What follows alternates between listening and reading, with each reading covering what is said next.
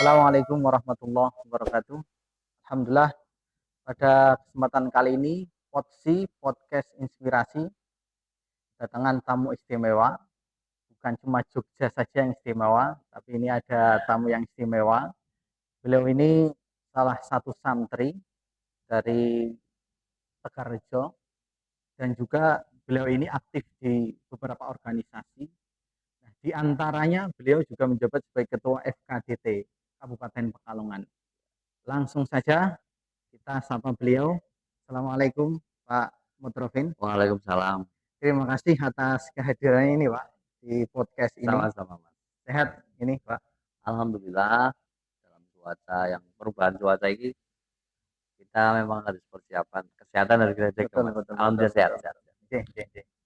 Terima kasih nih Pak atas kehadirannya. Mungkin sebelum kita ngobrol lebih jauh lagi, utama terkait FKDT dan perkembangan diniyah di Kabupaten Pekalongan, mungkin perlu perkenalan dulu nih Pak. Dulu alumni dari mana, terus pernah belajar di mana, biar Oke. lebih mengenal semua ini Pak. Monggo. Terima kasih. Assalamualaikum untuk semuanya yang hadir. Salam. Terima kasih bisa hadir silaturahim dengan jenengan. Sebetulnya kalau Kedunguli bagi saya itu kayak kampung kedua. Rumah kedua gitu ya. Oke. Bukan rumah kedua tapi kampung kedua. Kampung kedua. Iya. Saya asli Doro. Tapi saya dulu kecil itu di Kedunguli di wilayah Keranji. Saya di Keranji sekitar tahun 89 sampai 92. 92. Saya ikut Mbah Yai Hafid, Mbah Yai Hafid Ahmad, Abai, Pak Yafnan.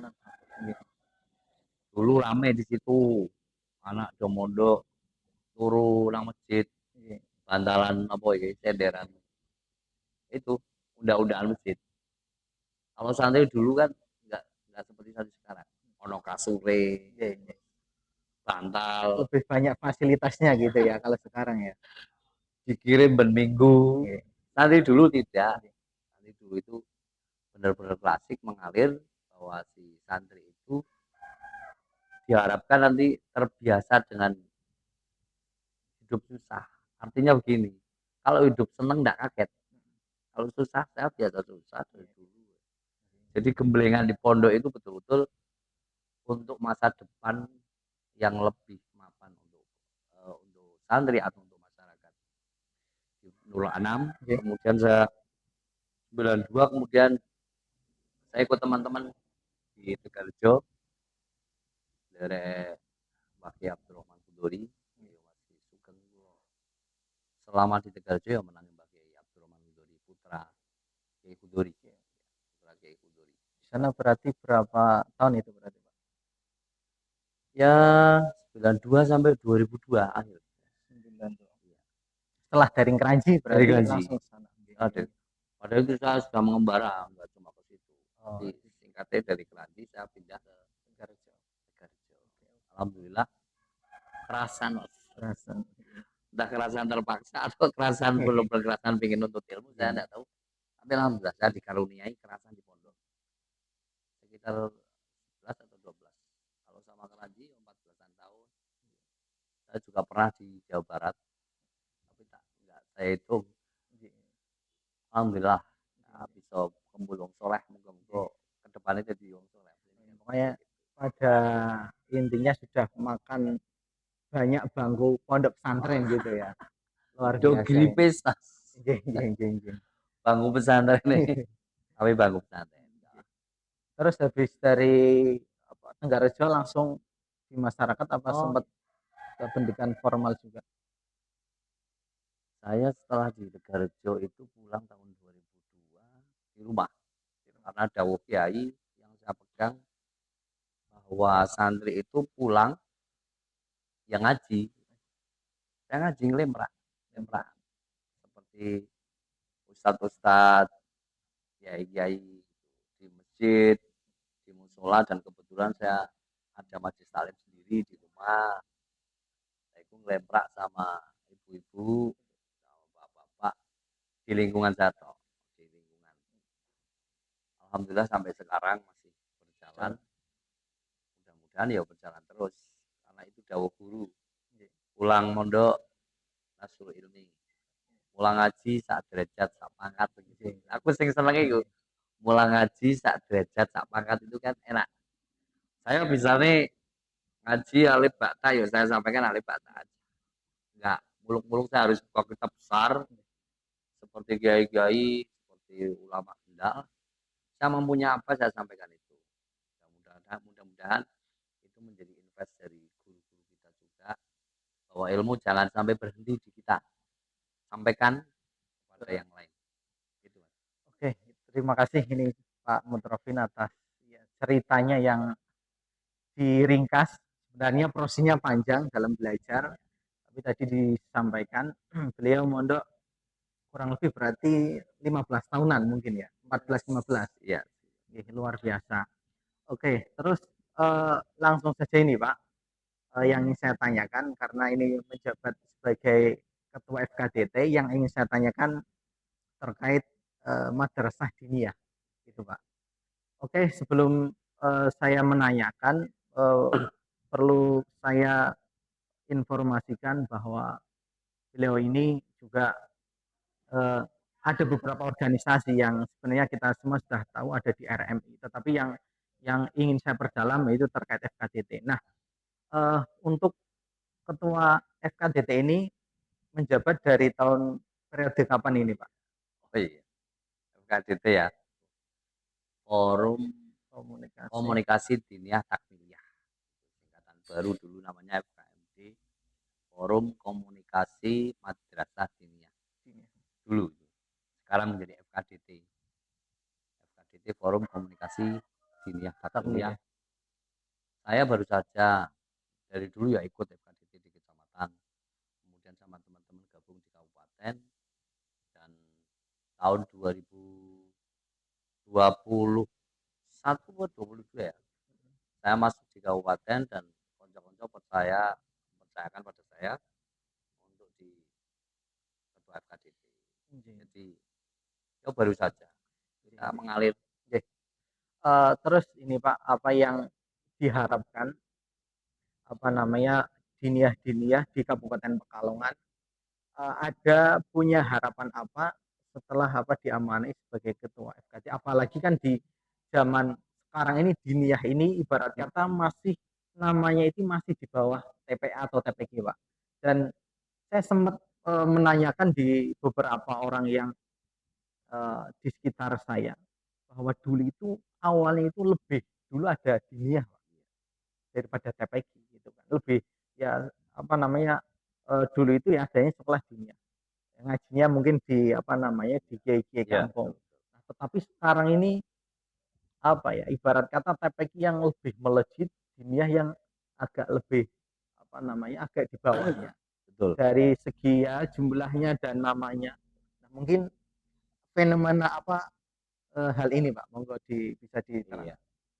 Madrasah Diniyah itu berdiri kalau di Kabupaten Pekalongan, saya melihat ada yang tahun berdirinya itu tahun 40 paling tua. Ada yang tahun 50-an dan paling banter itu sekitar tahun 2000-an. Eksis, artinya madrasah diniyah di Kabupaten Pekalongan eksis. Cuma perkembangannya memang tidak sebesar lembaga pendidikan Quran ya.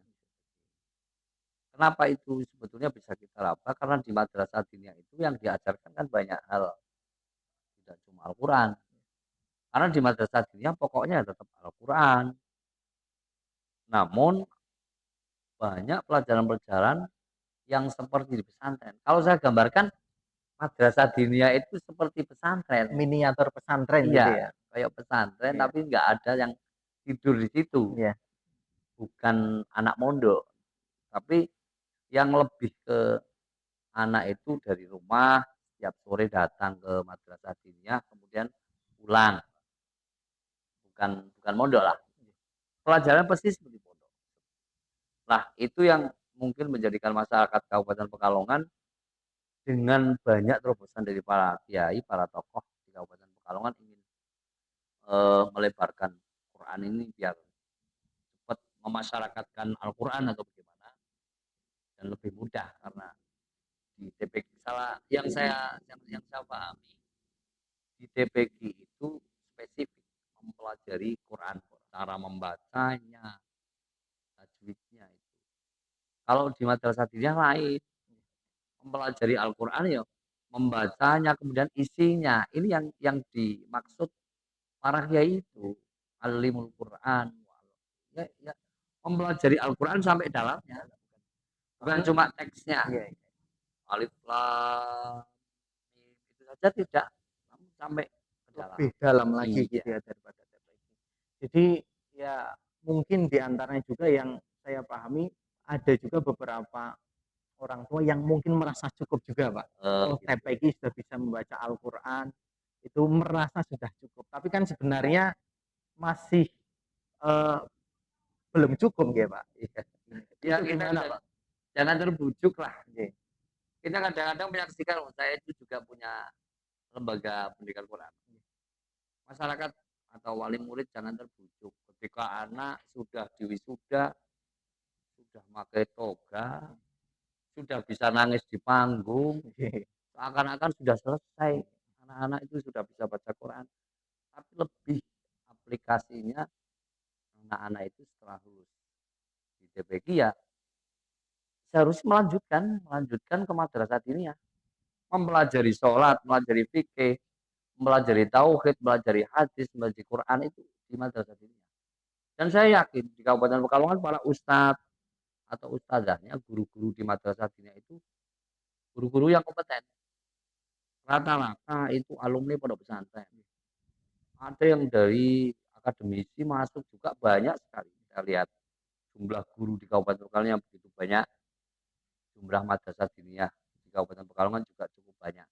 Ada 450-an sekian.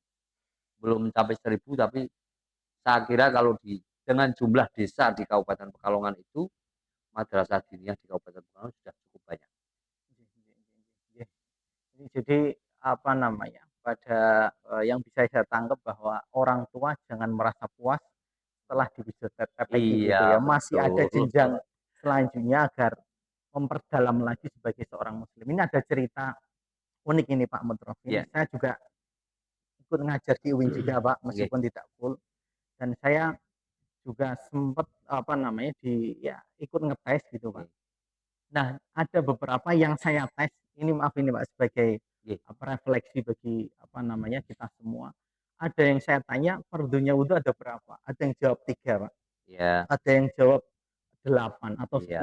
Itu bagi apa ya? Saya itu miris sekali Pak. Ketika saya tanya, ya memang gitu Pak, karena tidak TPQ tidak diniyah Pak. Iya, betul. Jadi ya ini apa namanya? Ya mungkin sedikit cerita yang ya ternyata kalau tidak sekolah TPQ maupun diniyah ini memang agak apa namanya?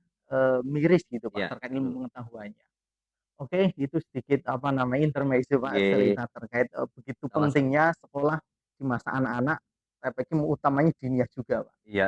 Nah, terus kemudian ini Pak Mutrofin yang ingin saya tanyakan lagi, kira-kira apa tantangan apa namanya dalam apa namanya proses apa namanya belajar mengajar diniyah Pak? Tantangannya itu apa saja agar kita semua bisa yang mendengar podcast ini bisa memitigasi agar mereka yang ingin mendirikan atau yang masih berjuang agar tetap semangat. Monggo Pak. Terima kasih. Sebetulnya mendirikan madrasah diniyah itu sama seperti mendirikan lembaga-lembaga yang lain.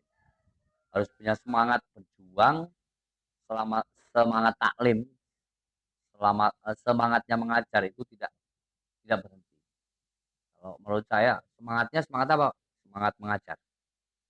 Mengajar atau nasrul ilmi itu menjadi menjadi satu pegangan pokok ya bagi santri atau bagi alumni pondok pesantren.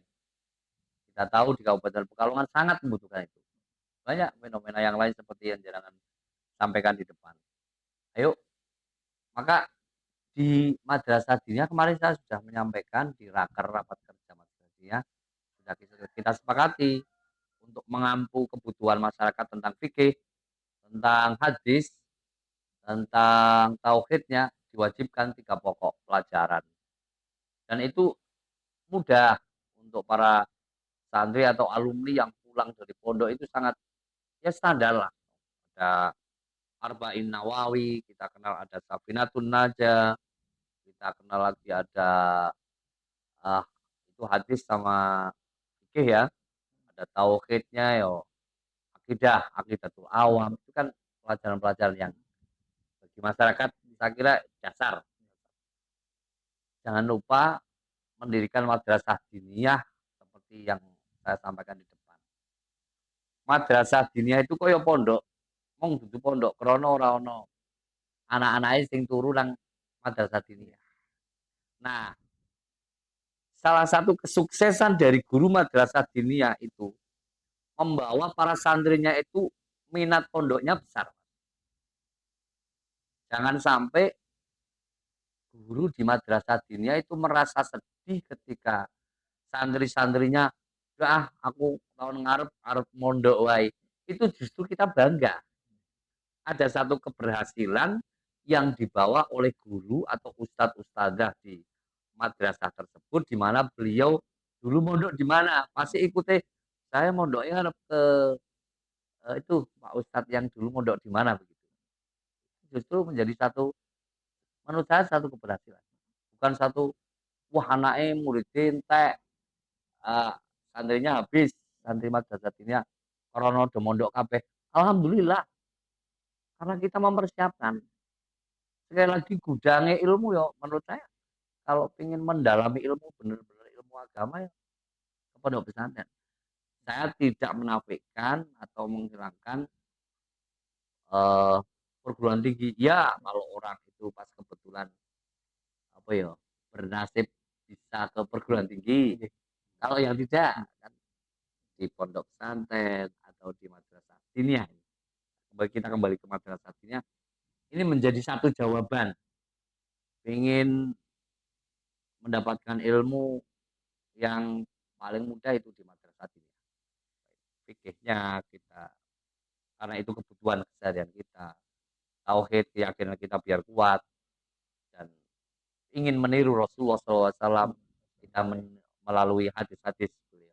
Yang paling mudah yang kecil loh Arba'in Nawawi lah. Saya kira udah cukup itu. Oke, terima kasih Ya. Pak. Jadi yang saya rasakan juga bahwa ya yaitu yang menjadi tantangan itu ya harus punya kesemangatan dari para apa namanya ustadz ustadzahnya dalam apa nasrul ilmi tadi Iya. gitu Pak. Dan juga tadi yang saya tangkap bahwa belajar di madrasah diniyah itu harapannya agar guru-guru bisa memotivasi agar bisa melanjutkan pendidikan di pondok pesantren atau paling tidak Pak misalkan tidak bisa melanjutkan mungkin buat bekal apa bekerja atau buat bekal apa kan itu sudah punya pondasinya Pak. Betul, Gitu. betul. Jadi ya pokoknya sangat-sangat penting untuk apa namanya kita sebagai umat Islam. Nah, terus kemudian Pak yang saya tanyakan lagi, mungkin program apa yang ada di FKDT Kabupaten Pekalongan yang sudah, sedang atau akan berlangsung ini Pak? Ya, terima kasih. FKDT sebagai organisasi memang ya punya program, harus punya program karena yang namanya organisasi ya harus terkoordinir ya. Bulan ini kita mau apa, besok mau apa, kemudian tahun depan bagaimana itu harus bisa. Program yang paling dekat kita itu ingin menyelaraskan dengan teman-teman guru di seluruh kabupaten yang paling hangat itu. Kalau melihat madrasah diniyah yang sudah maju, itu mudah. Tapi Kabupaten Pekalongan itu ada wilayah desa yang pelosok malah itu yang sulit dijangkau. Para ustadz-ustadznya juga sangat terbatas. Ya, kita standarkan itu yang paling kecil. Safinahnya, kemudian akidatul awamnya, hadisnya Arba'in Nawawi biar biar sama lah. Penyeragaman kurikulum gitu ya. Ini yang paling dekat itu. Bang. Yang paling dekat kami ingin ada penyeragaman kurikulum di masing-masing madrasah diniyah agar enggak rancu. Paling enggak kita punya standar nanti. Standar kemampuan minimal madrasah diniyah santri-santrinya adalah lulusannya adalah ini. Paling tidak itu. Yang kedua, kita mempunyai tujuan yang sangat jauh.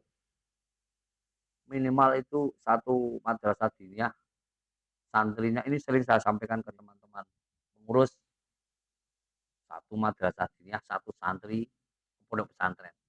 Kalau 500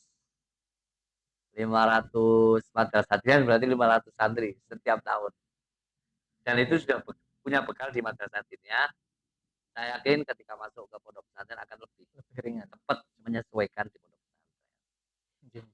Jadi itu sedikit terkait program yang apa namanya menjadi concern dari pengurus yang sekarang ya Pak. Iya, betul.